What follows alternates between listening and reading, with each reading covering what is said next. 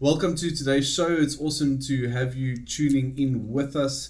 And this is a show that you don't want to miss out on, especially stay to the end, because at the end of the show, we're going to be challenged with coming up with some innovative marketing solutions for a real estate investment company on the spot here. So we look forward to that challenge.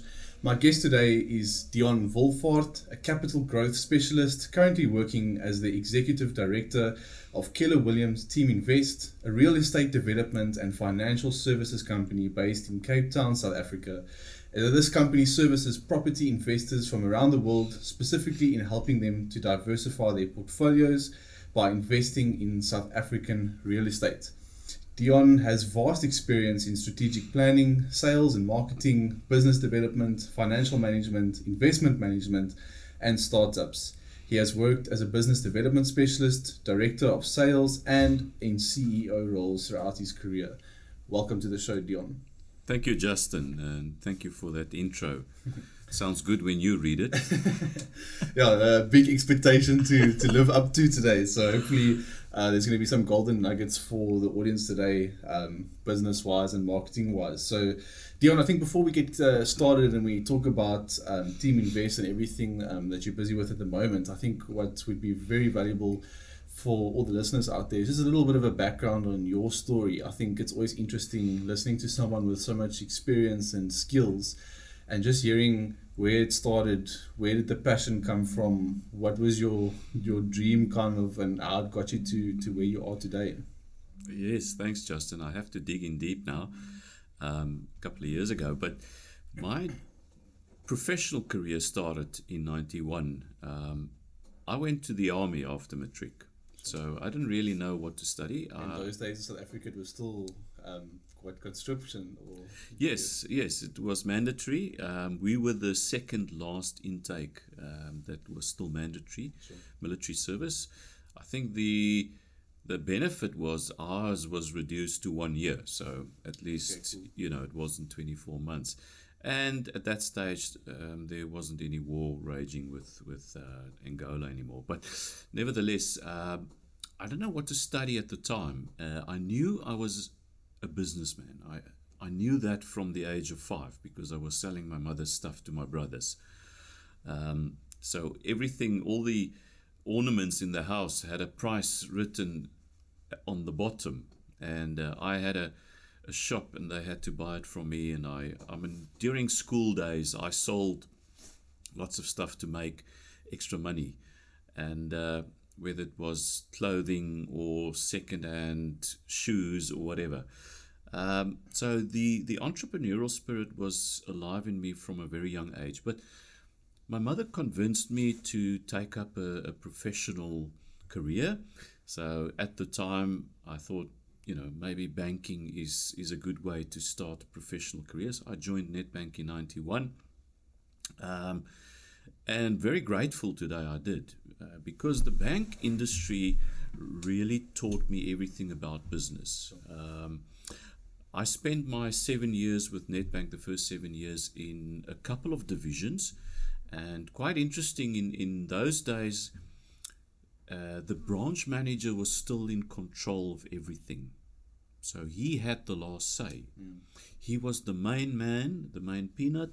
In banking, if you knew the branch manager and you had a good relationship with him, you could get anywhere. And since 90, I think it was 91, 92, the whole banking industry started changing. They realized that people have different requirements and different needs, and the bank manager, he might have a relationship management skill, but he lacks in other areas, whether it's credit or whether it's financial and an analyst. So they decided that the bank should also focus on the segments or the requirements in the various segments in the bank. So they divided the bank up in 3 segments in those days: personal banking, commercial banking, and corporate banking. And that, since 93, evolved and never changed, because today you have various kinds of banking specialist groups within the bank, all focusing on a specific segment. But that's a long story for another day. During my banking career, I also used the opportunity that they afforded us to study. So I studied part-time. Cool. And I chose a BCom financial management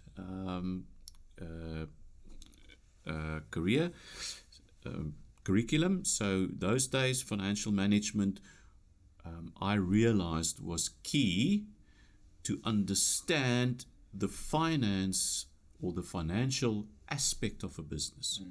Because businesses in general have three major components, the one of which is finance, the other one is marketing and sales, and the other one is operations. And within operations, there's a lot of other detail. And it's oftentimes so you get a lot of visionary good entrepreneurs with the sales skills or with the presentation skills or the organizational skills, but they don't even know how to read their financial statements and make informed decisions as a result of that. And it's such a crucial component, as you say. Exactly. So I decided to study financial management. I did it part-time. Then from Nedbank, I moved on to Rand Merchant Bank, started a new division called Origin at the stage, which today is the private bank of FNB. So you were involved in actually starting that up and setting it up in South Africa? Yes, I worked for the company Origin, and Michael Jordan at the stage was the CEO of the company. He headed it up. I was one of the consultants within the group. It was very entrepreneurial. Again, even though it was a business within a business, Michael Jordan is a fantastic entrepreneur, and I've got a lot of respect for him. So learned a lot through that phase, that era. I was involved with Origin. But then I had further, aspirations. So I wanted to conclude or study more towards postgraduate. So I did my honors degree in financial management after I left RMB in 1999. So I decided to take a sabbatical, 1 year set aside to get my honors degree, and I also did a postgraduate in taxation at UNISA in the same year. So I used that year to obtain those two qualifications because I realized I need this as an entrepreneur in order to structure, my financial goals, not only for myself, but also for whoever is part of our business, or if I come across people that need that type of guidance. So in 2000, I did those two qualifications, and in 2001, I actually was afforded the first opportunity of starting a business. I was fortunate enough to actually go overseas to Australia to start a business in Australia. Sure. Learned a lot, burnt our fingers during the process, but that's how you learn. Yeah. And I think that's maybe one of the messages I always say to young entrepreneurs. Don't see failures as the end all or the the manifestation of your potential lacking. That is the way you grow and learn, because how else are you going to get to understand all the aspects of business if you don't have experience in those? So failure is one of the I would say best teachers. It's like best teachers. I think in one business. one of the major things I've seen as well nowadays, if we look at the modern day education system, is that it's almost like they say it's good to make mistakes, but the mindset is still driven in. It's based on your performance and your marks, and if you make a mistake, there's something wrong and you didn't learn well enough and things like that. Yes. And unfortunately, the psychology gets ingrained, specifically in these generations, that if you're not doing something perfectly or you're not hitting the mark, then you're a failure and it means X, Y, and Z. But as you say, if you're not out there in the real world, trying stuff, making mistakes, learning from the feedback, growing from there. That's the only way that I think anybody really gets to the heights of success. So 100%. it's very important for, I think, people specifically watching this from wanting to learn more about business, marketing, even if it's investment and finance, to know that that's part of the journey. You're never going to have a perfect ride to the top. Exactly. You know what? Entrepreneurs are visionary. Generally, the one that is ahead of somebody else. The vision that they receive is generally, and I generalize now, is generally not meant for that specific time. It's something that could become, right? How you get there is a challenge. And you need to map it out, and you need people to assist you to get there. Yeah. Because you won't have all the skills and all the knowledge that is required in order to get you from where you are to the vision. And that's why mistakes, number one, is very important, and people. It's like that age-old quote that says, if you want to go fast, go alone, but if you want to go far, go together. Exactly. Yes, and I think early in my career I made the mistake of trying to do things alone. Thought I could accomplish it on myself, but realized that it's not going to happen. You need people around you with different skill sets that can also challenge you. Yeah. But in bringing in people and getting them to buy into the vision will help you to pull that wagon through the river. Sure. No, that's awesome. I think it's such a good introduction, and for where we're going with this discussion for all of you listening, is that you must remember, whatever business you're building and however serious it is, and whatever your next campaign might be, for those of you in marketing, is that we learn through feedback, and we learn through the mistakes and the challenges we go through, and also why it's important to have people around us, obviously not only for the skills that they can provide, but as well as the different expertise, all their mistakes and experience that they have, that they can they can eliminate years of stress and pressure for you by leveraging the people around us. So Deon, I think that's a great introduction, maybe to as we go into the next question I have for you, and just focusing now, moving from your journey leading up to this point to where we are now, and what we're going to talk about today, and that is KW Team Invest, your current role. We've had a few meetings as well as AIMEX Studio in assisting with that, and just share briefly with us the inception of Team Invest, how it came about from the journey, and what inspired this venture really. For you said, as an entrepreneur, as a visionary, and obviously there's a vision behind this brand and behind this company, and what is ultimately that vision that you want to share with the world? Thank you, Just. It's a culmination of a couple of things.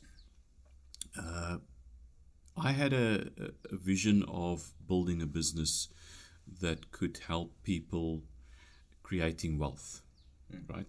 So, and I realized throughout my journey and getting involved in real estate pretty early in my career, this is back in 2003. So after my return from Australia back to South Africa, the property boom really got going in South Africa. Between 2003, 2006, people in the property industry will, if you talk about those years, they will remember it, because you could almost buy a property anywhere in South Africa and sell it a year later and you would make money. I'm generalizing, but that was how crazy it was. I thought, when I saw people in Australia making money from buying off plan and selling it a year later, came back to South Africa and actually testing it for myself, I thought this is magnificent, because property is something that people can actually touch, they can see it. It's a fixed asset on a balance sheet. It is something that you can have forever. You can leave it behind for your children. It's so not some CEO in a boardroom somewhere that can make a decision and all of a sudden the stock goes down. And exactly, the value of property is not affected by emotions, although the industry is. yeah, But in general, property is an appreciating asset. So over time, it will appreciate, and some areas will do better as others. But so we thought the property industry, or when I went through my motions, I thought the property industry is definitely the place to be as an investor. So if you invest in anything, part of your portfolio should include property. But how do you actually go about investing in a property? It's not that easy. yeah. Okay. It's a lot of regalia and technicalities that a lot of people don't expect sometimes. Yes, and you also have to have the financial means, the capability of affording a property. But there are ways in which to acquire property and make a business of property investment. So generally there are two types of buyers in the market. The one is an end user, in other words, I want to buy the property to live in, and the other one is an investor. I want to buy the property to start a business. I want to let it out. I want a tenant in it. So I want to make money from my assets. So some kind of return. And there's various ways in which to leverage that asset in your portfolio to build wealth. And I think that's something we can talk about maybe over the coming weeks, because that's the interesting part. In the bank, one thing that I learned is that the bank manager likes property as security. Why? It's because of all those reasons. It's an everlasting asset. It's an appreciating asset. So whenever you go to the bank and you want some kind of finance, the best source of security that you can offer them is property, just because of the elements that's made up in the asset class. So having property is an advantage for gearing and leveraging and building wealth. And we'll get to that in some point in time. No, definitely. I think where this is going is going to be some interesting discussion points. I've also got some interesting questions, I think specifically for the younger generation, people getting started in property, maybe people that are interested in getting started in property investing and perhaps are looking just for a strategy or something from some experts such as yourself that we have for the end. So you please don't miss out on this insight that's going to come towards the end. Deon, what I want to ask next, I think you've laid a good foundation there for discussing your business model, which is the next thing. I've mentioned the name of the business, Keller Williams Team Invest. And just as a background, for those who don't know yet, Keller Williams is probably the number one most well-known or performing, maybe you'll know the technicality better, real estate brand in the world. Obviously starting out as a book and a concept, and then expanding into a global brand all over the world, from real estate agencies to investments and even social responsibility projects. I mean, it's just phenomenal work, and I think the heart and the vision behind the business has been phenomenal. So obviously you are coming in and leveraging that brand, which is obviously providing a lot of credibility and value to the business model. But then I think just in terms of, you can explain that linking with that umbrella, and then maybe how that then feeds your business model in terms of what are you actually offering the market, what makes Team Invest a business that, or a service provider that investors and your clients would want to do business with you, as opposed to another type of business, or what even makes the product offering relevant to the market. Yes, thank you, Justin. Good question.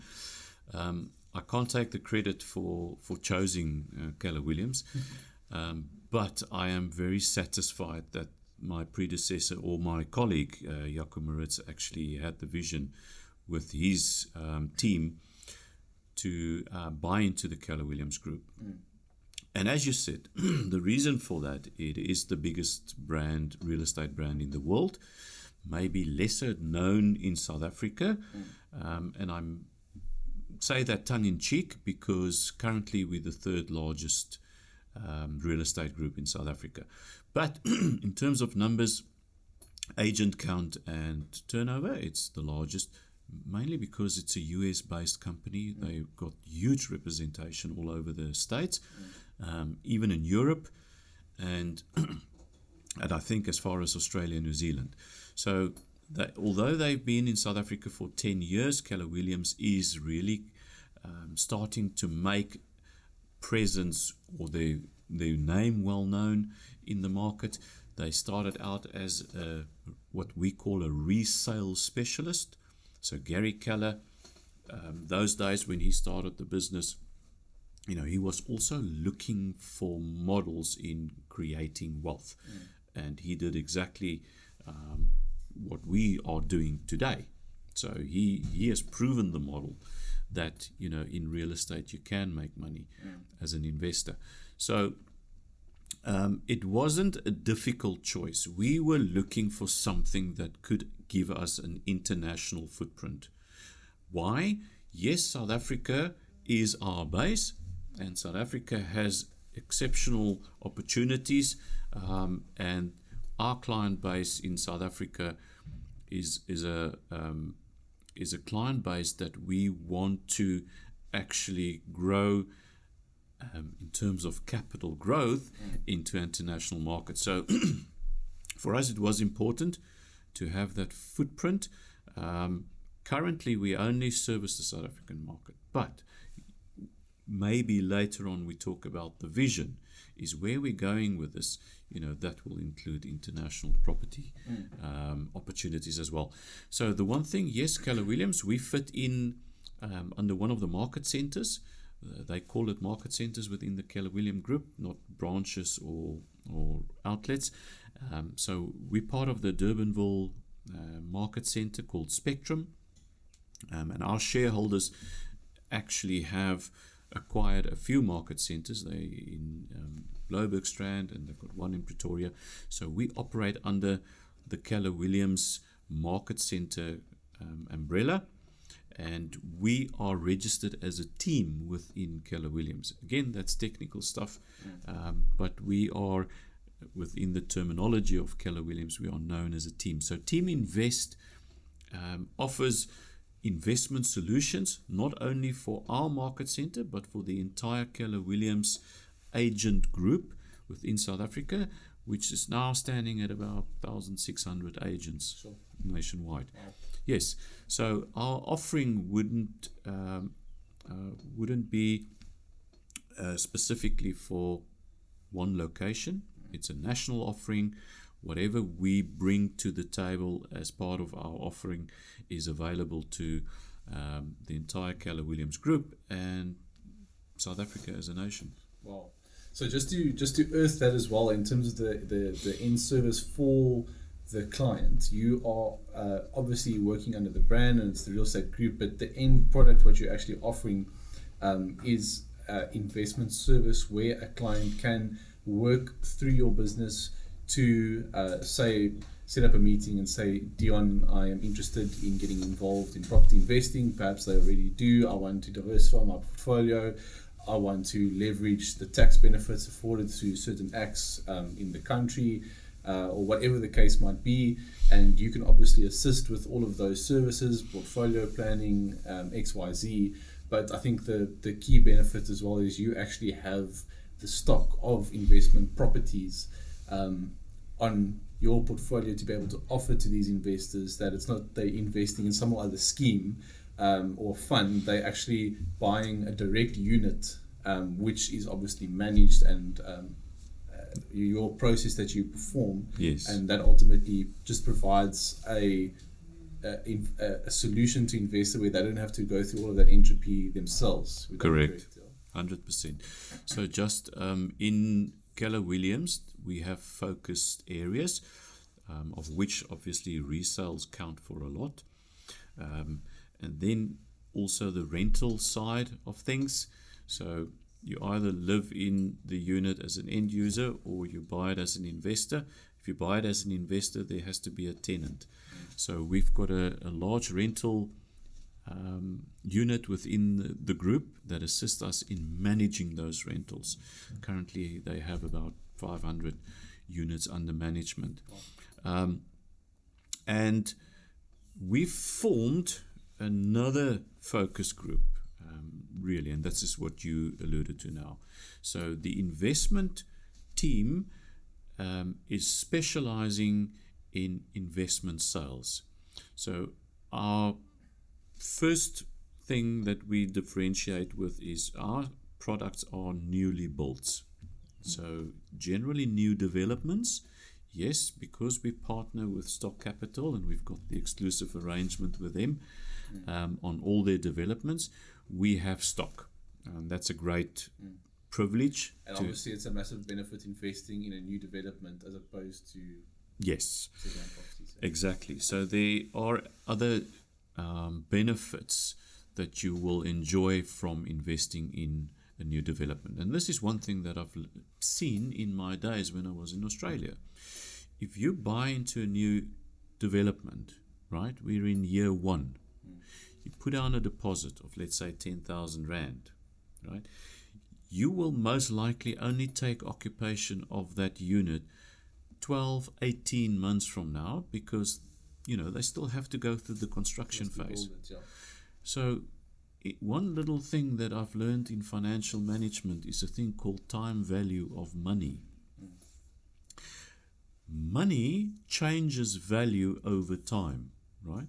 It could change positive or negative. So if you invest in an appreciating asset and you don't have to put down the full purchase price on day one, you only put down a 10,000 Rand deposit, you enjoy the benefit of growth on the value of the asset. So if you're buying a 1.5 million Rand asset off plan, you only take delivery of it 18 months from now, and the growth rate, say, is 5%, right? So you're enjoying a 75,000 Rand growth over 12 months on a 10,000 Rand deposit. Where are you going to get that? Exactly. Yes, you take, once you take ownership of it, the financial or the finance will kick in, and the numbers start changing. But I'm just, using this as an example, and this is why there's certain benefits of buying off plan. The other one is there's certain tax advantages that you can enjoy. And I think, again, we need a session on that, because it's quite elaborative, and it can get complicated, although it's not. But the SARS allows you a certain depreciation on new assets, and the reason why is they also want to encourage the public to invest in new developments so that we can bring about housing solutions for the people. Yeah, so that's actually something I wanted to ask you about. I know obviously to go into all the details might require another episode one day, but I think just as a summary of some benefits for the audience out there, in terms of, we're talking about in the context of marketing and business as well. Your business is obviously finding a gap in the market where you can offer a unique solution to that market, and then communicate that key service or solution that you have to offer, that main benefit rather, to that audience. And I think this is a point I want to focus on now in another question, is that you've obviously explained the story, and that you're based in South Africa, and servicing this market in general, potentially expanding to broader horizons. So the question on that is, what is the benefit of actually, given certain political situations and given market and economic factors, why would someone still want to focus on investing and buying property, specifically with the intention of investing in South Africa in this market? And then what, as you said, incentives are there provided in South Africa, which maybe don't exist in other areas, which investors can benefit with, specifically in the South African property market? Yeah, interesting question. Look, the only thing that, or not the only thing, the one main thing that investors are looking for is a return on their money. All right, so he has a choice, or she has a choice. If I have a certain amount of money today and I invest it somewhere, there's different offerings across the board. If I invest in stocks, I have a certain risk that I have to take on for investing in that asset in order to get my return for that asset. If I put my money in the bank, I know my risk is lower, but so is my return. So to find the balance for an investor is very important when you start putting together your risk portfolio. Because once you have, if you have 100,000 Rand, it's not a difficult decision to make. If you've got 10 million, 20 million, 100 million, it starts. A lot of people in the economy that want a slice of that pie. But it also starts getting difficult or challenging in order to decide, how do I divide up this money, this fund, in order to produce a certain average balance of return. In other words, also not to have all your eggs in one basket. Correct. So I don't want to put everything into a risky asset, and I don't want to put everything in the bank, because with inflation, I might just save myself into liquidation. So that's also not the best alternative. But you want to have a balance, right? And that's one thing that we as Team Invest want to bring about with our client base, is make them understand that yes, property is a good investment, number one, but it's also demand driven, right? So when you don't have a demand for a certain specific product, that product won't sell. So the same principle relates to the property industry. So how do we determine what is a good investment?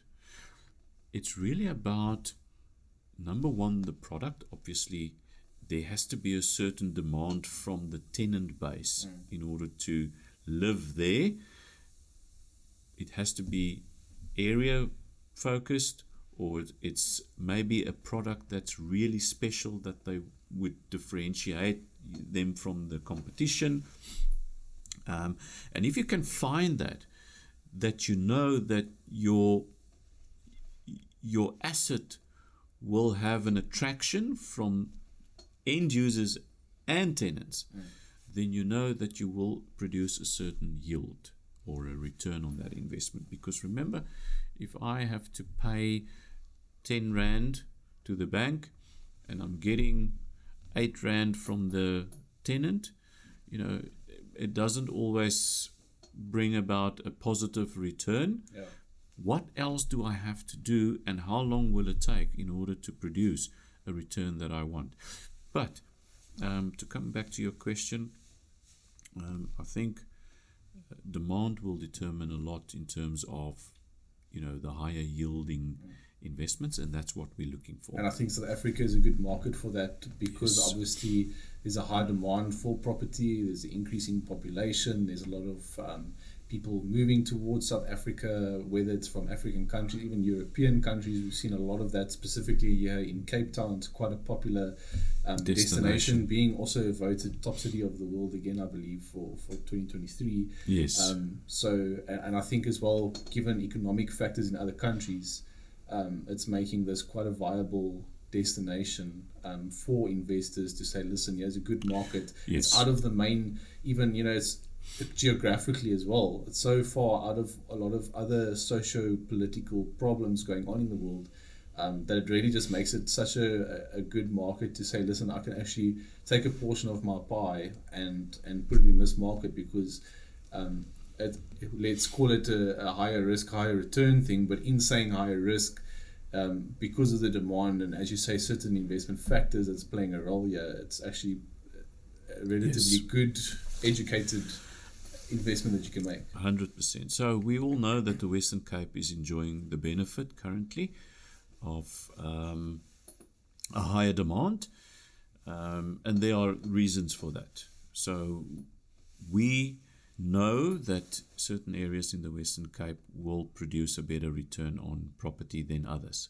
So that's our focus, and that's what we need to do to bring to our client base, is go and find those jewels or opportunities that can produce a better return for locals, and as you say, also for international investors. I mean, I'm talking almost on a weekly basis to people from the UK, Germany, Netherlands, Belgium.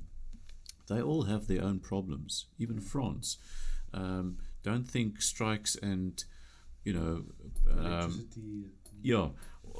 is limited to South Africa. No, all the countries in Europe have got their own problems. So people perceive challenges differently.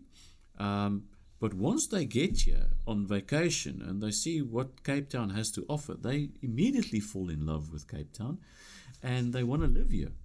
And if we take 1% of the population of Europe, there won't be enough space in the Western Cape to accommodate them. So for those people, yes, we want to offer solutions. They might not be specifically investors for return on investment, but they're looking for capital growth. So they want to know that if I invest in that area, I want to come there for holiday for the next 10 years. If I sell in 10 years' time, will I recoup, first of all, my initial capital plus some growth on that? And that's very important. Wow, yeah. And that's such a phenomenal product as well to sell. My mind is running on the marketing behind that. But before we get to discussing the marketing section, which I know all of you are definitely looking forward to hearing in this type of for this type of product and service. I think a big factor of marketing as well is being very aware of trends and where an industry, where a market is going, so that you can stay on the forefront and not just rely on the past things. So just a last question I have for you, put you a bit on the spot here, but insights into current industry trends. Is there any predictions you have for the next big things in the sector, in the property and investment space, where things are going kind of in your field that you see on the horizon potentially? Yes, I think once again we follow international trends. South Africa is trailing in terms of that. So in certain instances that's a benefit, because we can see what works in the Western world, and a couple of years later we can prepare for that. So one thing that we do know in times like this, where inflation is heading up, your spending, your available cash every month is under pressure. People that could afford a 2 million rand house can't anymore. They can now afford a 1.5 million rand property, right? So you must make the decision whether you're going to rent with your available disposable income, or whether you're going to buy a property and pay the bond payment. In general, you can afford a much higher end property in terms of rental as opposed to a bond payment.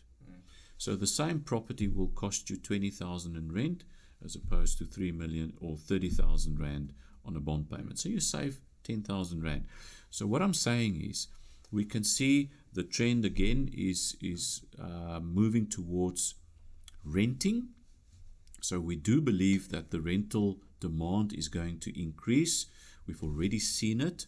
So for investors, that's always a good sign, because now if I own a property, there will be a higher demand for rental properties. So I might be able to push up the price that I want for rent if the demand is higher. We've already seen this in areas in the Western Cape. That's the one thing. The other thing is we look at the trends overseas, and what we see is living spaces are getting smaller. So in order to afford or to still be within the affordable market space, you have to offer something that is more compatible or smaller than 5 or 10 years ago. Co-living is also a trend that is moving up worldwide. So the younger generation don't necessarily want to live alone, or they can't afford to live alone. So they will live with somebody else. So yes, I think the trends moving forward are short to medium term, rental increase and demand in rentals, and cohabiting or co-living spaces is something that is, I think, being tested in South Africa, found that it's working. I mean, the student fraternity is well averse with co-living, so it's not something new, but I think you will also find that after university, people will start living together just because of the cost of living. Yeah. There's some golden nuggets being dropped here for investors listening here, for some trends to really focus on for us, for investment purposes, where there's massive potential growth in the coming years, and very, very valuable info. So let's move on to the marketing side of things. Obviously, you've been involved with AIMEX Studio in terms of getting Team Invest up and running and different things. I think what's found massive success in the recent months of the new developments, as we've discussed in the podcast, which are the investment properties, is obviously our very tailored social media campaigns, which are running to a very specific target audience, with obviously the offer on display of here's a property you can invest in. Let's say it costs 1.3 million rand. Here's your internal rate of return on this property for the next 5 years or so, and displaying all the benefits. There's been quite a lot of engagement on that. I think once someone sees an advert like that, and the benefits obviously of an investment product like that, anyone who's in that kind of headspace and looking for that type of solution is immediately going to engage on that. And what we found very effective is actually to build dedicated landing pages for those specific products and services. I think one thing that we believe heavily in AIMEX Studio is not just sending potential buyers to a traditional website and they have to try kind of figure out what's going on, but rather tailoring specific landing pages and marketing assets which all focus on one product, one solution, one benefit, one call to action.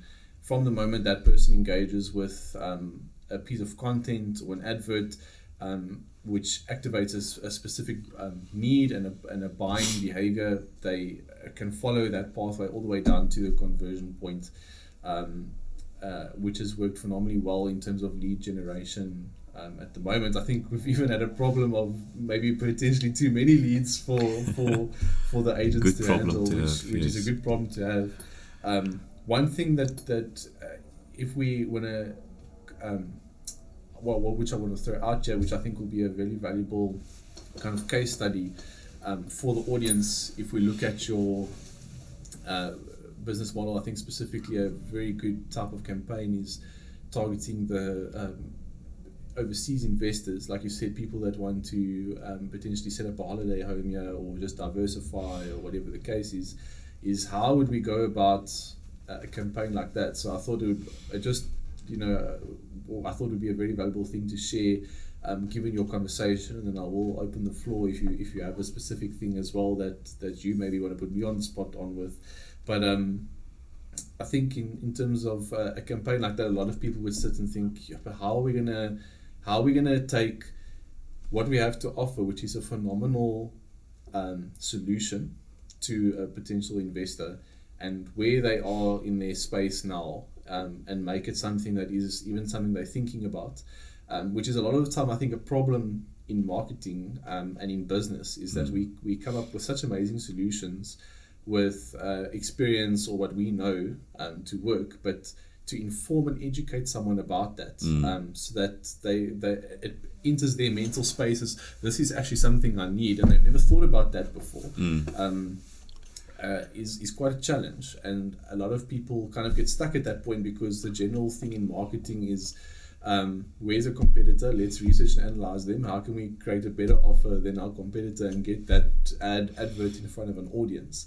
But obviously that doesn't always necessarily help if there's not an audience looking for that service. So I think a very valuable type of campaign strategy in that type of situation is what we believe in, a concept called educational marketing, and that follows very much on what we call the buyer's pyramid as a marketing framework, which basically teaches us that in any market for any service or solution, it works like a pyramid, and your top 3% of that pyramid are basically the people who are in the market right now, looking for that product. I mean, someone wants a pair of Adidas running shoes for marathons. They can type that into Google. They're going to have millions of search results and ads being displayed to them. They can find exactly what they want right there and buy it. That's an easy sale to make, but it's also the most competitive space. But for certain products and services, I think, for instance, what we're talking about here, for an international investor investing in a foreign country they perhaps don't know so well, is how do we get them into that buying behavior? And that's lower down in the pyramid, where it's a service or a product where that person is thinking about it but doesn't have the solution. Not ready. Or doesn't know about it, not thinking about it yet. And I think what we would look at in that situation is we would create maybe educational and entertaining content around, for instance, let's take the example of moving to Cape Town, is how do we it could be a documentary, it could be a video series, it could be articles, which just explore the benefits of living in Cape Town, explore the type of holiday.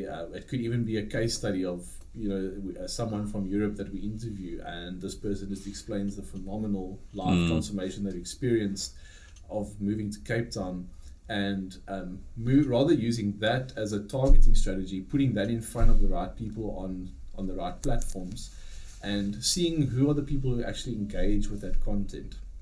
And once people have engaged with that content, you obviously are able then to track and really market these people who have displayed an interest in this type of lifestyle, in this idea, and then to put ads in front of them. Also, maybe not doing a hard sell just yet, but it could be, are you thinking about moving to South Africa? Here are the areas that you want to look at. Here are the things you need to know. Top 10 things about living in South Africa.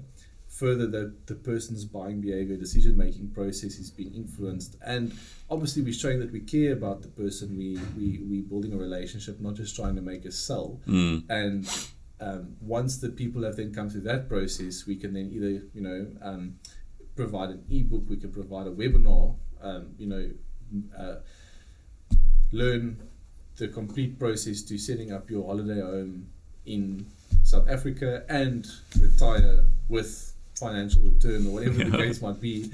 1 hour webinar for someone who's in that space, that's a no-brainer. Definitely. And in that type of event, you would obviously be able to explain and provide value, and then obviously it's the perfect platform to pitch your solution, after which then you can then we can send out adverts and emails and all sorts of things.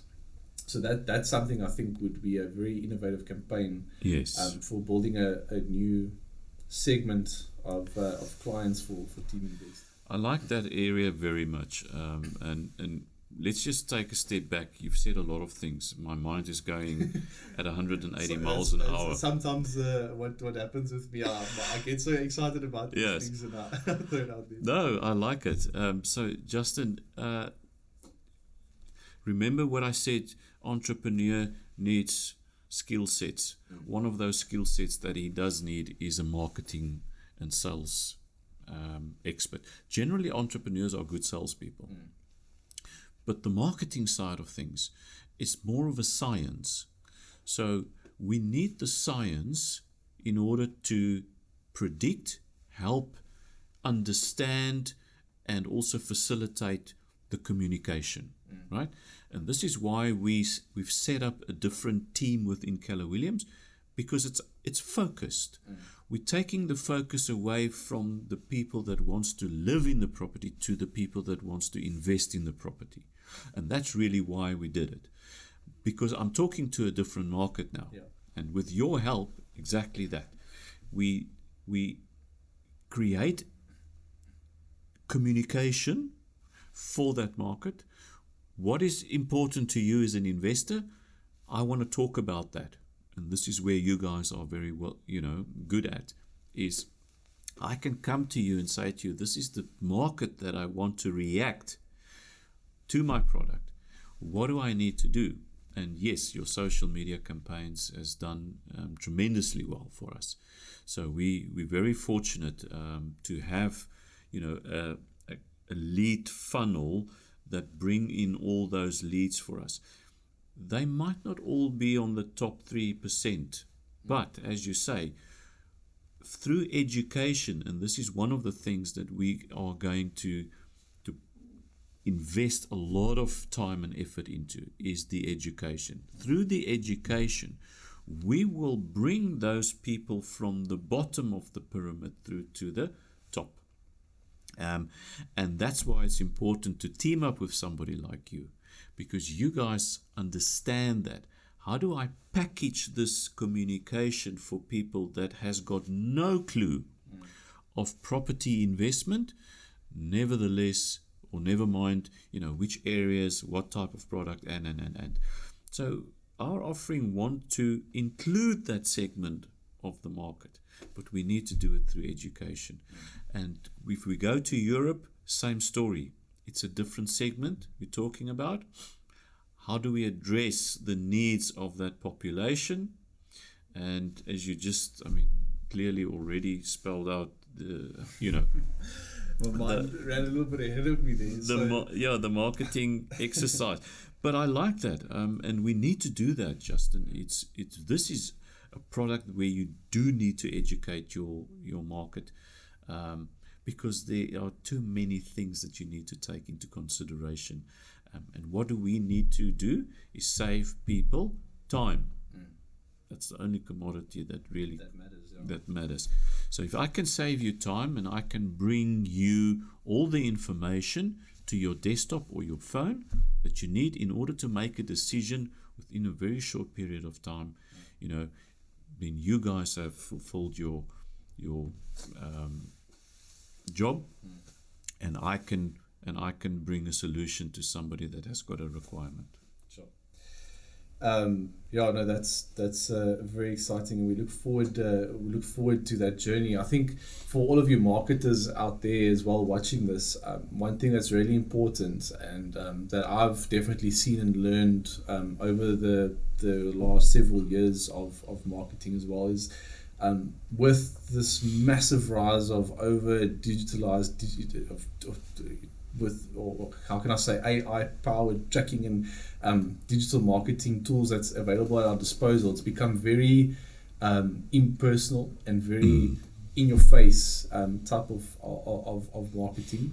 And one thing I want to throw out there is that we need to be very careful to just focus on like adverts and just getting advertising out, because marketing is not just, for instance, putting something out there and getting a conversion. Obviously you can do that for certain products, but we've got to also think about the brand and the lifetime of that brand. You can very easily do a lot of brand damage through just throwing stuff out there, and marketing ultimately at the end of the day is about building trust with a certain client base or a certain target audience for a brand.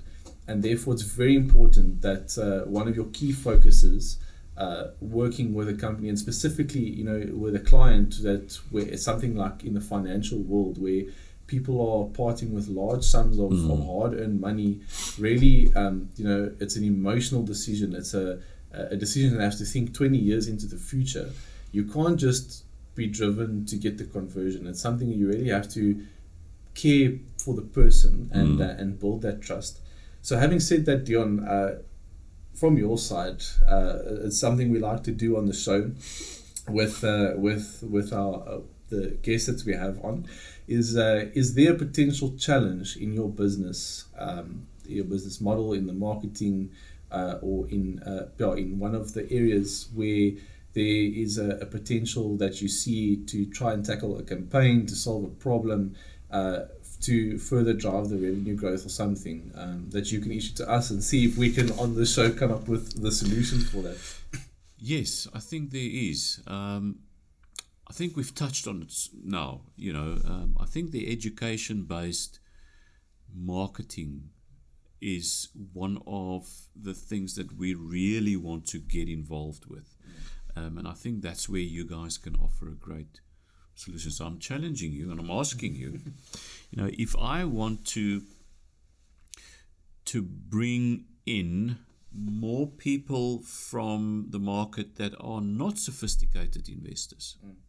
Because remember, the sophisticated investor has got some track record. He understands what we're doing. It's an easy decision for him. But people that don't know what property investment is, that is challenging. How do we get those people to understand, first of all, who we are, and then how to engage with us and trust us to offer them wealth creation, because that's what we want to do. That's the ultimate. Yeah. So I think the first thing when we look at a problem like that, we have to understand firstly who is the audience, and you've defined that briefly. Someone who's not necessarily in the market space, doesn't know the terminology, but how do we communicate with them on their level? The second thing we need to look is what is the core benefit or desire that we can tap into that market has. And then the third thing is, how can we engage that audience in a way that they are already used to being engaged, or that will keep them engaged? Because like you say, someone who's not in your example as you've provided, someone who's not a technical investor, doesn't understand the terminology, doesn't spend their day researching the markets and trends, they're not going to go onto an investment website in the morning and go and look at what the stock prices are and look at what the inflation rate last month was and things like that. They are maybe watching entertaining videos on YouTube or something like that, because they're not in that space. But it might be someone with a financial capacity to do that, and they just have not been made aware of that situation. So I think the first thing we would do in that space is, let's start from the back and let's look at what are trending ways in the world of marketing of how we can engage people that's showing massive success rates. And obviously there's always multiple ways to skin a cat. I'm gonna throw out there, I think one of the main ways, and especially targeting large groups of people that's showing phenomenal success at the moment, is to run online challenges. The reason for that is because it's an engaging way. It's social. People like to do things in a group where it's not this one-on-one intimidation type of thing. It's also easy to look at what other people are doing and follow a trend. And also there's something about the psychology of being challenged, in the sense of, it's not like you're signing up for a course and now you have to sit and go work through all this content. No one actually likes to sit and do that. But if I say, listen, I'm going to give you a challenge, come and sit with me for 10 days, 1 hour a day, and each day I'm going to give you a certain bit of value, of insight, of education, and then I'm going to give you a mission to go and do, and I'm going to make it super easy for you. And I promise you or guarantee you, because obviously there's a certain 10-step process. If you just follow this process, you're going to get a certain outcome. You've experienced it for yourself. So you, as that industry expert, as that thought leader, can then take that process. We obviously have experience in assisting to put that into a framework or a metaphor or an analogy of understanding that process, because regardless of a person's intellectual capacity or background or education, if you can take a concept, even a complicated one, and package that into a metaphor or a framework, then then anybody can understand and deal with that, because everybody can engage with that type of content. I mean, if you think of books like The 7 Habits of Highly Effective People and things like that, those are all just frameworks that take complicated subjects and make it super easy to implement practically.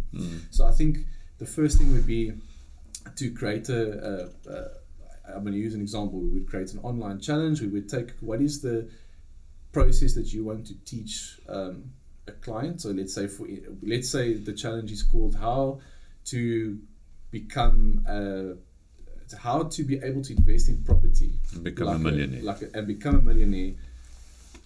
Learn the guaranteed process in 10 days type of thing. Not a get rich quick thing or anything, but you will be able to invest like a millionaire property investor in 10 days. Yep. Someone would read that and think, oh, that's actually something I'd be interested in learning. Yeah. Once that person gets into that event, obviously the way we market it, and there's a lot of industry hacks and secrets as to how you keep those people engaged and keep them entertained and keep them informed. But what you then start doing is they are there for 10 days, because every day you're giving them a little bit and you're leaving them with a cliffhanger, and you're giving them the next bit of value, leaving them with a cliffhanger. And each day in a challenge, you're actually giving that person something to go and do. And ultimately, in the world of marketing education, it's what we want is behavior change and challenges and things where people go do something themselves. That's the best way that you learn something. So that works phenomenally well for this type of campaign. What we would then do is, we've spoken about putting it into a framework that's easy to understand. And I think then would be taking what's the investment terminology and jargon that makes investment look like this crazy world of numbers and figures and things that look like only some or other investment specialists will be able to figure out, and actually showing them it's not so difficult. All you need to know is this and this and this. Look at for this metric, and then package that in the content, in the videos, in the trainings, in easy conversational language. Yes. And just showing examples of that. And then obviously at the end of that, the person has achieved their result. They've been transformed in their inner world. They have knowledge they didn't have. They have skills they didn't have. But ultimately, at the end of the day, they sit with the problem where any sales comes in. Is that you can either decide to go do something yourself, or you can leverage skills and expertise that offer a service to you. And then I think that's where the service offering of Team Invest would come in very well. I mean, if you just take that and plug that in front of somebody, it doesn't make a lot of sense. But if somebody has learned the value of property investing, they've learned the value of using certain legal frameworks that's provided in a country to benefit from tax incentives and things like that, without having to go and study for 5 years to learn how that works. And they understand the benefits they can achieve and how it works, but they don't want to go and sit and do all of that themselves. Yeah. At the end, you could pitch that offering and say, listen, this is what if you go and do this and this is what you're going to be able to achieve. However, we exist to do this. This is our passion. We do this every day. We've got a dedicated team.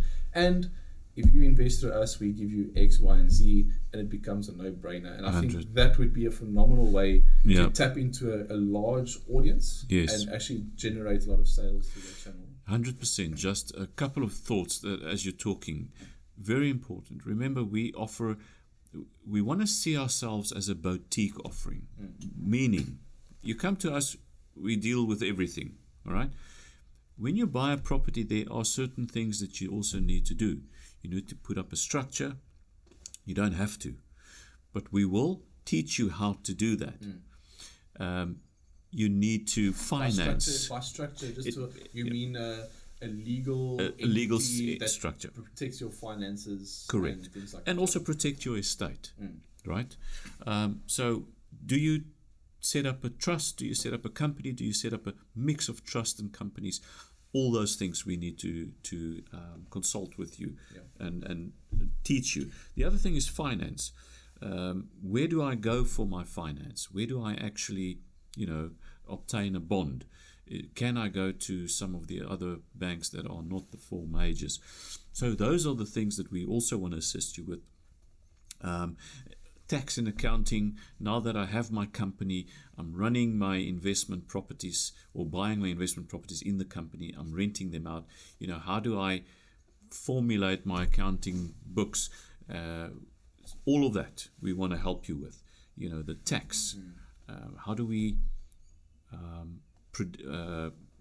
plan in advance so that we get the most benefit for tax, and then also the rental management. So those are important things, and I think that's for people to understand. Where your marketing and business challenge comes in, is because everything you said now, obviously they are critically important services, but for me, if I had to look at the whole picture, I think they are what I would call secondary needs. And what I mean by that is, in your space, the primary need is, I want to invest, I want to create wealth, I want to use property to do so. Correct. And a person can start that journey. But when you start that journey, you realize, what else do I need? Estate planning, I Yes. need the right financial guidance, I need X, Y, and Z. Yes. Those are the secondary needs. But those have an ultimate impact on how you accomplish your primary goal. Correct. And so therefore, I think once again, like we've said, the educational marketing, a challenge, a webinar is a great marketing tool to Yes. attract clients based on a primary need. Yes. How do you use real estate to create wealth,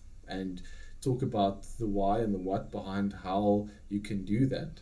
But in that space, once you've attracted the engagement, once you've got your audience in that space and saying, yes, I want to go forward with this, then your sales pitch is actually taking, okay, but to access this benefit for your life and for your finances, you need this, you need this, you need this. And if you don't have these things in place, here's the risk, here's the potential downfalls. All of a sudden, that creates a vacuum in that person's mind of, I don't want to suffer with this, but I still want the benefit. Yes. Here's the people I need Yes. to work with. And ultimately, that shows that you've cared about them, you've provided value, you've shown your expertise, and you've built trust. Now what you have is you have a relationship with that person through your education and events. Now that person says, I can either work with these people who have invested in me and built a relationship with me, or I have to Google and find someone on a website and they say this is what they do. I mean, that becomes a no-brainer decision. Yeah. So I think that in terms of marketing is a phenomenal thing for us to follow. 100%. So Deon, that's I think been some valuable info for the audience, and it's been awesome talking. I'm really excited to get going with that. So I think to end off, you have such an interesting background and set of skills and expertise, both from a business perspective, from a finance perspective, from a real estate perspective. So I have one or two questions just to end off with. I think the first one is, for people in this current generation, I think especially people probably from the 30s nowadays into the millennials, into Gen X, who are coming into the market and things like that, what would your advice be for getting started with investing? Obviously, it's difficult to build up the capital to get started, or let's say, for instance, you found yourself at the age of between 25 and 30 today, instead of back in the days when you started out. Given today's market conditions, given all the benefits that Team Invest provides, and what would your advice be to that person on building a successful portfolio, specifically real estate as well nowadays? Interesting question.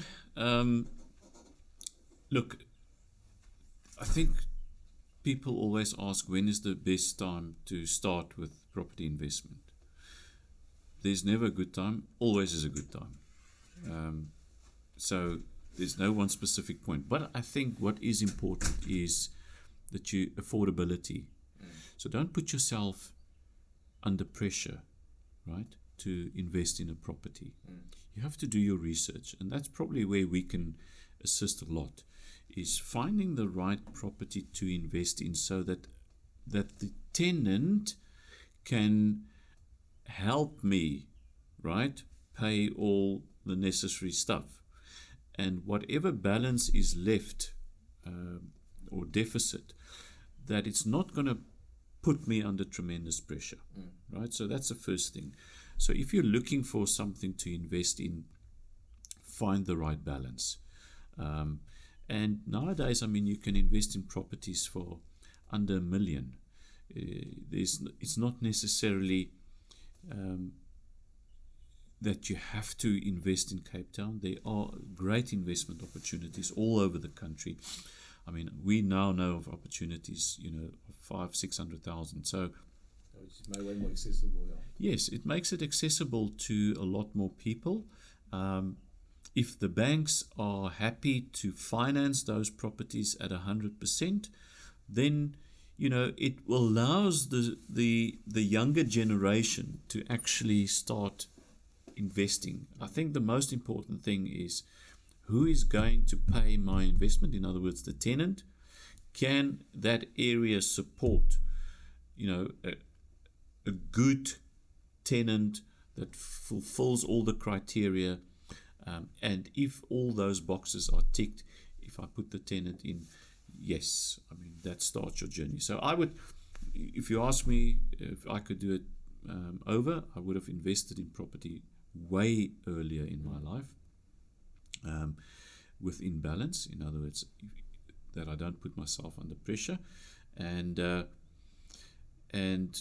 use the asset base to actually grow wealth. Because once you start producing or building equity in your properties, that equity can be used again to finance the next one. And how do we do that is education. I mean, it's something that I can't teach you in a minute, but that's I think the golden nuggets we want to talk to people with, and make them understand that it's achievable, and it's not something for 1% of the population. It's something that everybody, you know, in the country can get involved with.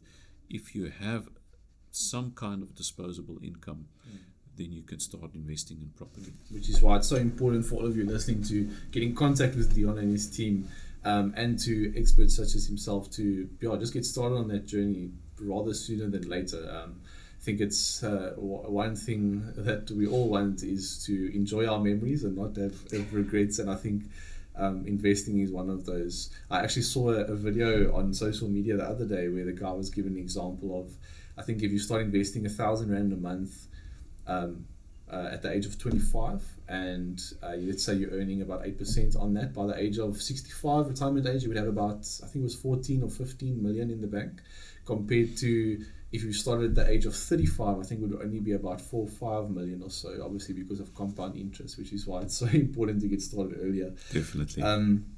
Last question before we sign off, and it's been a good one, is just for budding entrepreneurs, startups out there, other business people running business, just maybe a golden nugget from your side in terms of what to focus on starting and building a business. The first thing that I would do if I was starting a business all over again, find yourself a lawyer friend and an accountant friend. Because generally entrepreneurs lack those skills, and those are very important in building any business. And then find yourself a marketing company that can bring clients, because without clients you don't have anything. So I will generally say to people when I coach them, and this is also one of the principles within Keller Williams, lead with revenue. In other words, start with sales, right? Don't wait until you can get into the shopping center. Start selling from your garage or out of your boot. Lead with sales, all right? But have your close friends with you, so that as you grow your business, so that you're structuring and that your risks are always protected and your financial side of things are in order. Because entrepreneurs can run, they can sell, they're good at that. But don't leave those two areas behind, because it will catch up to you. That can ultimately create a big problem further on, because you're just focusing on building the business. Yes. And but those are all part of the domains of business which need professional attention. So 100% makes sense. Deon, thank you very much. It's been a long one, but it's been good. I think there's been some valuable golden nuggets for the audience today. I want to thank you very much for your time, and just for the value that you've provided. and the insights. It's been phenomenal. I know I certainly have learned a lot.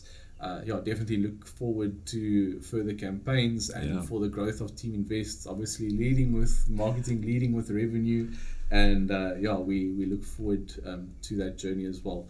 To all of you who've been watching and tuning in and been with us to the end, thank you very much for watching. It's been a pleasure having you with us. Stay tuned for the next episode where we'll be interviewing the next business expert from among the local legends around us in South Africa and in Cape Town, and just learning from their expertise, their stories, ultimately to empower you with better strategies and insights in making better business decisions and marketing decisions for your campaigns and for your strategies, so that we can build a thriving economy. This is Jansen Van Vuuren signing out together with Deon Wolfaardt. Thanks once again for joining, and we'll see you next time. Cheers.